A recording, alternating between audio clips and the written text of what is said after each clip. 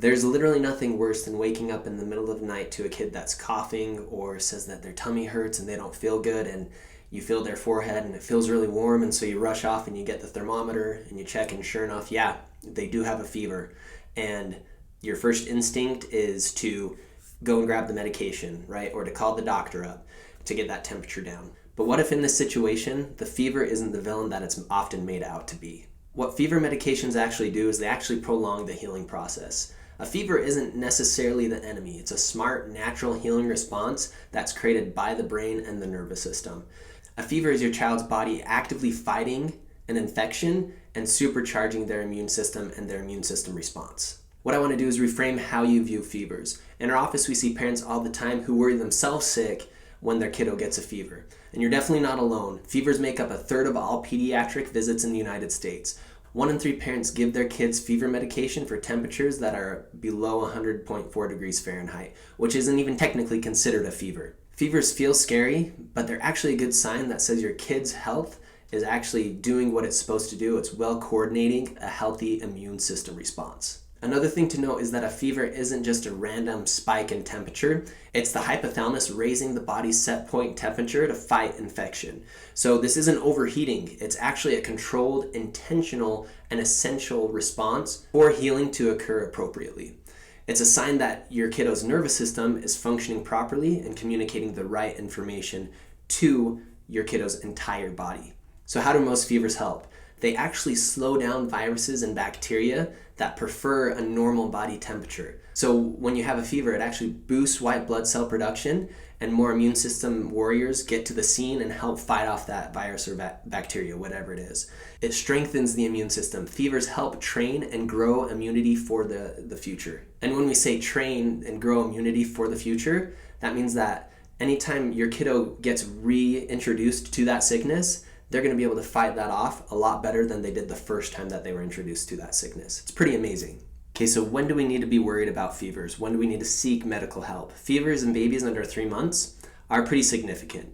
So if your baby's sick and has a pretty high fever, it's important to check that out for sure. A fever above 102.2 degrees Fahrenheit in kids 3 to 6 months is also another reason to say, hey, maybe we should check this out. A fever above 102.2 lasting more than 2 days or longer in older kids is another reason to check that out.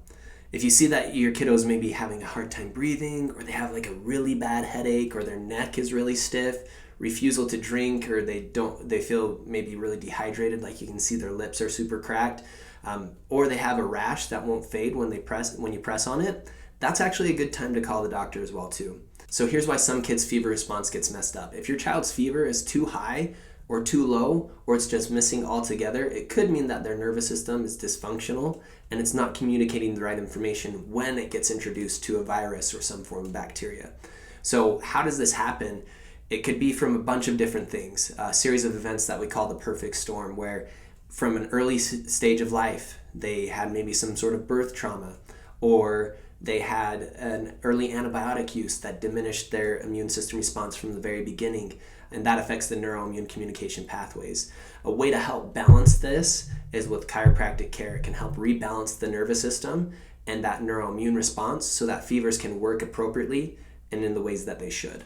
Another great thing that you can do is make sure that your kid stays hydrated. Even if they don't want to drink, it's important to encourage them to drink water as much as possible. Water with electrolytes is prime. Electrolytes are basically the short way to describe it is salts that give the water a charge so that your kiddo's body and the neuroimmune system can reach out and grab onto those charges of water so that it can do what it needs to do with that water easily and more easily. The other thing you can do is herbal teas or homemade popsicles that just make it super easy for your kid to eat, like super low sensory type of things. The other thing is let them rest and recover. Put them in a cool, comfy environment with light clothes. Put them in a place that they feel like they can rest well. Try not to put them in front of the TV because that just distracts them and sometimes keeps them awake when their body really needs to turn down the volume of all the stressors and things that we could add to it. Avoid cool baths. Cool baths or cold baths can actually raise shivering and actually raise the core temperature, so then the fever does get beyond what it actually should be. And then again, chiropractic adjustments to help tune in that nervous system so the neuroimmune response can be more appropriate. If you have a kiddo that gets sick a lot, it's definitely a reason to get their nervous system checked. We help kids' nervous system stay balanced and support their natural healing so that, it's not that your kid's never going to get sick, but their body's going to be able to bounce back from sicknesses a whole lot faster. And also, we walk you through how to understand what's going on with their fevers and with their body as they're going through sickness, because as a parent, there's nothing more stressful than your kiddo getting sick, but you should be able to understand why they're getting sick and what's appropriate as they're going through that sick healing process, right?